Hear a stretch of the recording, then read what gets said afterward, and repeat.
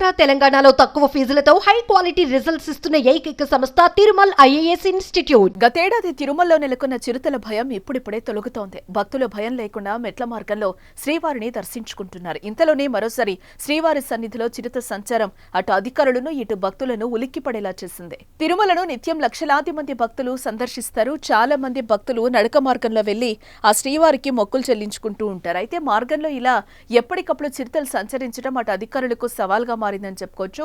ఈసారి శ్రీవారి మెట్టు ప్రాంతాల్లో చిరుత సంచరిస్తున్న దృశ్యాలు సీసీ కెమెరాలో రికార్డ్ అయ్యాయి. ఆ మార్గంలో చిరుతను చూసి వీధి కుక్కలు అరవగా వాటిని చిరుత వెంటాడడం ఈ వీడియోలో కనిపిస్తోంది. కంట్రోల్ రూమ్ ప్రధాన మార్గంలో కొద్దిసేపు తచ్చాడింది. దీంతో సెక్యూరిటీ గార్డ్ కార్యాలయానికి తాళం వేసి కంట్రోల్ రూమ్ లోకి వెళ్లిపోయారు. ఈ నెల 27వ తేదీ అంటే శుక్రవారం రాత్రి 10:05 సమయంలో చిరుత సంచారం రికార్డవ్వగా తాజాగా అటవీ శాఖ విడుదల చేసింది. గతేడాది చిరుతల సంచారం శ్రీవారి భక్తులను భయాందోళనకు గురిచేసిన విషయం తెలిసిందే. అలిపిరి శ్రీవారి మెట్లు గాలిగోపురం పరిసర ప్రాంతాల్లో చిరుతలు కనిపించాయి. అలిపిరి మెట్ల మార్గంలో తిరుమలకు వెళ్తున్న నెల్లూరు జిల్లా కొవ్వూరుకు చెందిన 6 ఏళ్ల బాలిక లక్షితపై చిరుత దాడి చేసి చంపేస్తుంది. అప్పటి నుంచి భక్తులు తీవ్ర భయాందోళనకు గురవుతున్నారు.